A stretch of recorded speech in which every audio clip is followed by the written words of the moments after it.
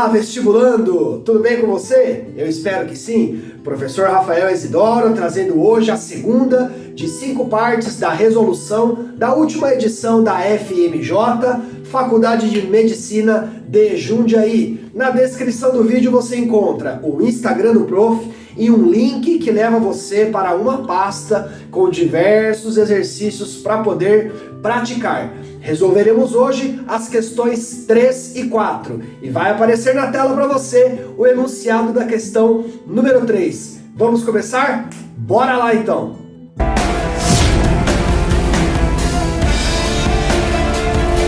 Partiu resolução da questão número 3, pessoal, onde nós temos, como de costume nesta prova, letra A e letra B. Bom, vocês entenderam o enunciado? Ele coloca ali o iodo sólido dentro de um Erlenmeyer, coloca lá uma tirinha de papel que contém a impressão digital, e aí o iodo passa por uma mudança de estado físico, e aí após essa mudança ele se dissolve na gordura, né, existente no papel, mostrando ali a digital, ok? Basicamente é isso que está acontecendo.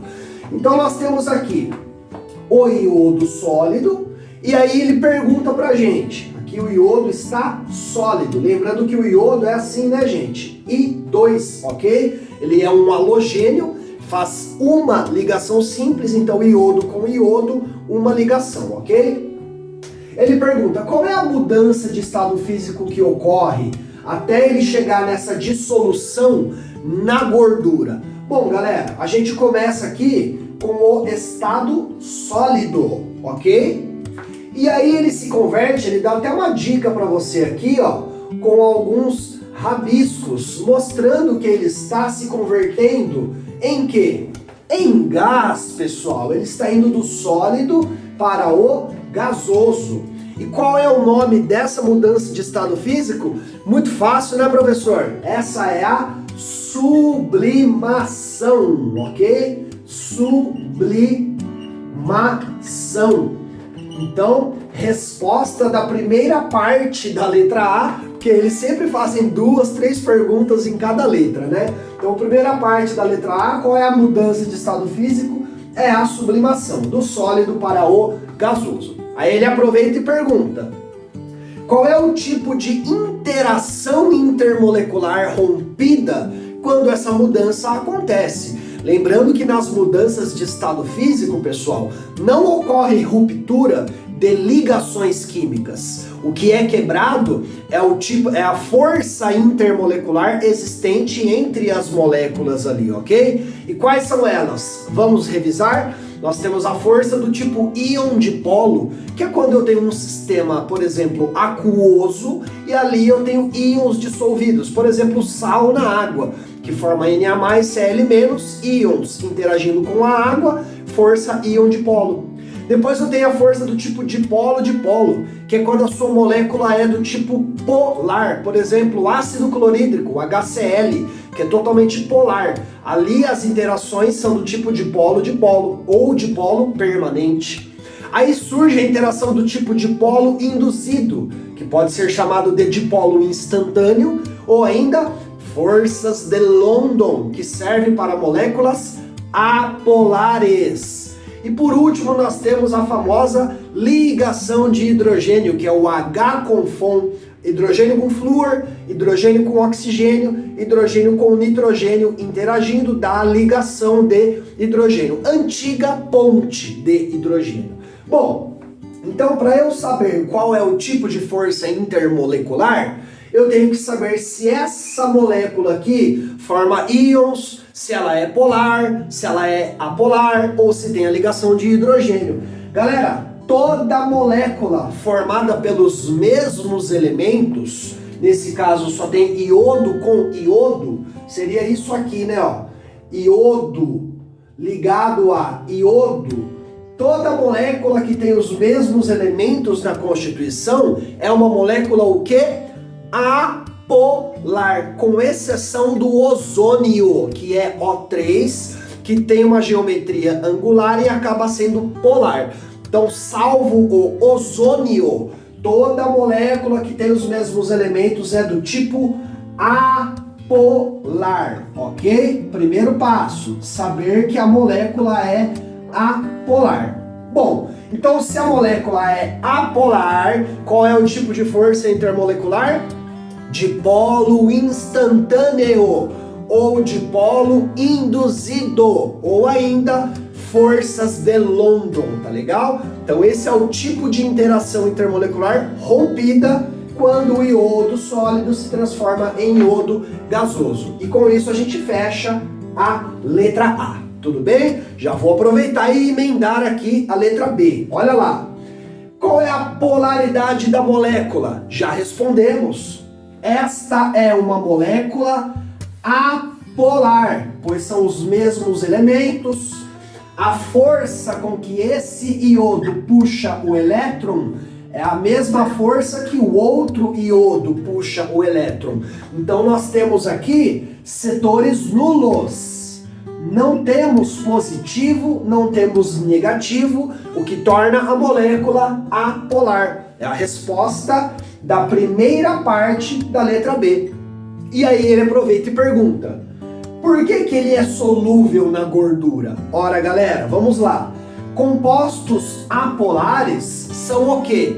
Lipossolúveis, quer dizer que eles se dissolvem em óleos e gorduras. Eles são lipofílicos, eles têm afinidade com a gordura e eles são hidrofóbicos, eles têm medo da água, não se dissolvem em meios aquosos. É a regra do semelhante dissolve semelhante, polar com polar, apolar com apolar. Então resposta da segunda parte da letra B é lipossolúvel. Lipossolúvel. Por quê? Por que ele é lipossolúvel? Porque ele é uma molécula apolar. Fechou? Então a questão 3, bem tranquila, bastante teoria, né? Tema abordado, forças intermoleculares. Vai aparecer na tela o enunciado da quarta e última questão do nosso vídeo.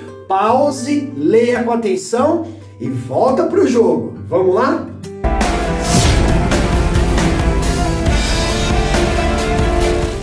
Bora lá, galera, resolver a questão número 4 e última deste vídeo.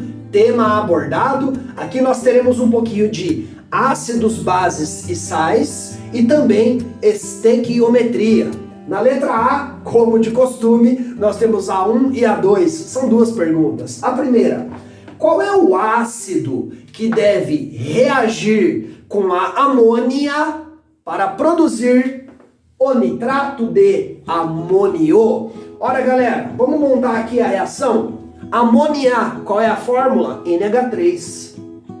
E lembrando, pessoal, que embora não exista um OH- aqui, a amônia é uma base. Por quê? Porque o nitrogênio, ele tem um par de elétrons livres aqui, ó, porque ele tem 5 na valência e ele está usando 3. Um para cada hidrogênio na ligação covalente. Sobram 2 elétrons. E com esses 2 elétrons, ele é capaz de receber um H+. Então ele é o quê? Ela é uma base de Bronsted-Lowry, pois ela é capaz de receber o próton H+, tá legal? Então vamos pensar aqui. O que é que eu vou reagir com o NH3 para formar NH4NO3? Ora, não era o NH3 antes? Se você tirar aqui, ó, do NH4 um hidrogênio que ele recebeu e juntar com o NO3, você vai ter o quê? O HNO3, cujo nome é ácido nítrico. Muito importante conhecer os oxiácidos. E aí, então, nesta reação, o NH3 recebe o H+ em meio aquoso, produzindo NH4+, NO3-. E aí, com a evaporação da água, você forma o sal NH4NO3, que ele cristaliza ali. Então, formamos aqui o NH4. NO3, que é o nitrato de amônio. Então, resposta: qual ácido deve reagir com a amônia? Ácido nítrico, de fórmula HNO3. Belezinha, primeira parte? Ok. Aí ele pergunta assim, ó: quantos mols de substâncias simples são produzidas por mol de nitrato de amônio na explosão? Galera, cuidado com esse por mol. Por quê? Porque na reação ele está te dando aqui, ó, 2 mol produzindo esses compostos. Outra coisa importante, ele só quer a quantidade de mol das substâncias simples no total. Quantos mols de substâncias simples? Substâncias simples são formadas pelos mesmos elementos. Substâncias compostas por elementos diferentes. Então, ó, N2 é substância simples. O2 é substância simples. H2O é substância composta, porque tem oxigênio e hidrogênio. Então, nesta parte da letra A água não entra, ok? Ela não vai fazer parte. E aí a gente vai montar aqui uma proporção estequiométrica entre o nitrato de amônio e a substância simples. Vamos somar aqui, ó, 2 com 1, porque daí eu tenho 3 mol de substância simples. Então atenção, hein, ó. Eu vou fazer aqui desse outro lado, eu acho que vai ficar melhor. Vamos só separar aqui. Vamos lá então, ó. Nitrato de amônio, ó, NH4NO3, para ser comparado com N2 mais O2. N2 mais O2, que são as substâncias simples. Então, quanto que eu tenho na proporção? Eu tenho 2 mol, eu tenho 2 mol, produzindo 2 mais 1, 3 mol, tá legal? Como ele tá querendo aqui, ó, por mol de nitrato de amônio, quer dizer que ele quer para 1 mol. Então, basta a gente chegar aqui, ó, em 1 mol. E aí, galera, você nem precisa montar a regra de 3 aqui, veja bem. Óbvio, né? Ó, do 2 para chegar no 1, eu tive que fazer o quê? Dividir por 2, a metade. Então a gente faz o mesmo aqui, ó. 3 dividido por 2 vai dar 1,5 mol. Então, resposta, o total em mols de substância simples por mol de nitrato de amônio é 1,5 mol, ok? Aqui dentro eu tenho o quê? Nitrogênio e oxigênio, substâncias simples, tá legal? Vamos agora resolver a letra B. Vamos lá! Partiu resolver a letra B e aqui nós ainda temos praticamente estequiometria pura, mas acompanhada de equação de Clapeyron, equação de estado dos gases, né? Então vamos lá, galera, deixa eu explicar para vocês o que aconteceu primeiramente. Ele diz que foi produzido 80 litros do gás com uma certa quantidade de nitrato de amônio. Ele quer que você descubra qual foi essa quantidade em mol utilizado para chegar nos 80 litros. Porém, esta é uma reação que só rende 80%. Então é estequiometria com rendimento. E aí ele me dá as condições, né? Temperatura 500 Kelvin, pressão 5 atm e a constante R, constante universal dos gases ideais ou perfeitos, tá legal? Então vamos lá, eu tenho que comparar o quê? O nitrato de amônio com o óxido nitroso, tá legal? Óxido nitroso. E aí, galera, o que eu tenho que saber aqui? Vamos lá. Primeiro, a proporção, que é de 1 para 1. Se a proporção é de 1 para 1, significa que o número de mol, prestem atenção, hein? O número de mol do nitrato de amônio é igual ao número de mol de óxido nitroso, N2O. Ok? Porque a proporção é 1 para 1. No final a gente se preocupa com o rendimento, deixa ele de lado por enquanto. Vamos trabalhar aqui como se a reação estivesse rendendo 100%, ok? Na forma teórica e não na forma prática.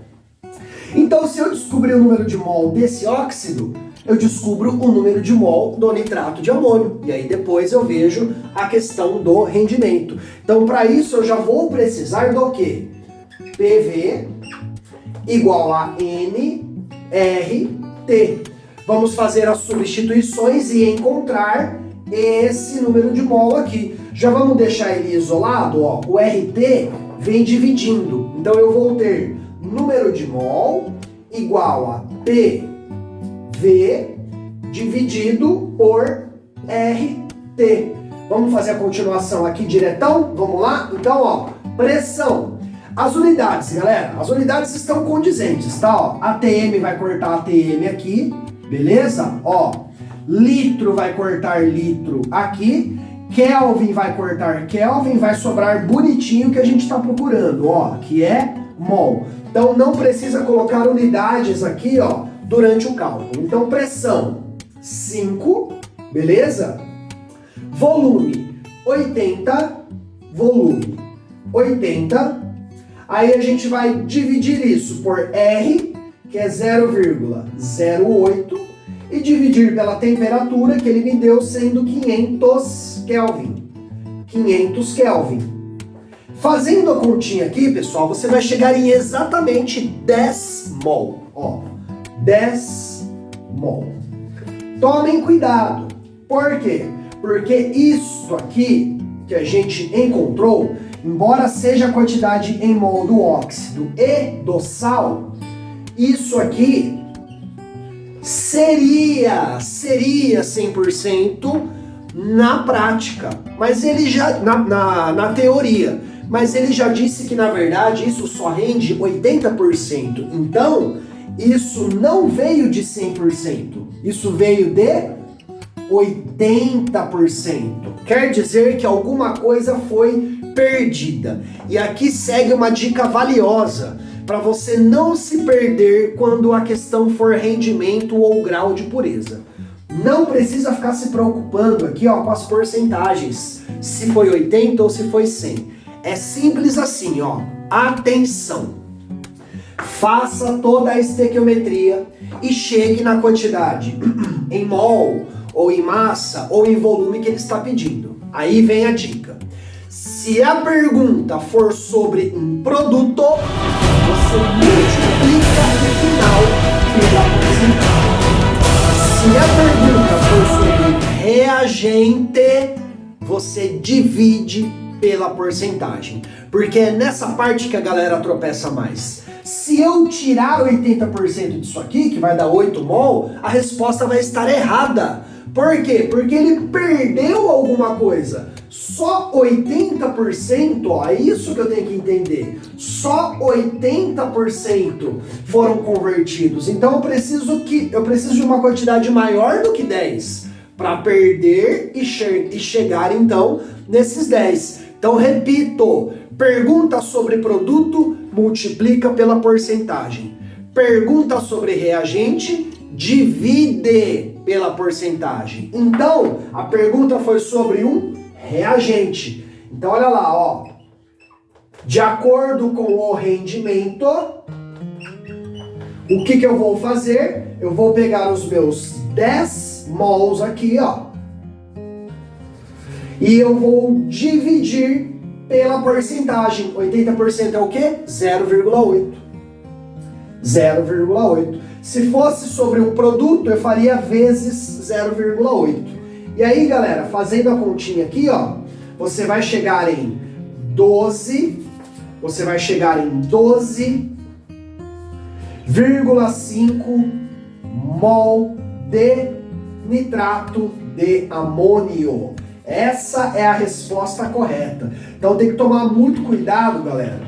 Tem que tomar muito cuidado com esses rendimentos, porque não é só multiplicar pela porcentagem como a maioria faz nas questões, ok? Se é sobre produto, multiplica pela porcentagem. Se é sobre reagente, divide pela porcentagem. Beleza, galera? Bom, fiquem atentos nas postagens, porque vem aí a terceira das 5 partes, Resolução FMJ. Por enquanto, beijos, abraços, bons estudos, até a próxima. Tchau!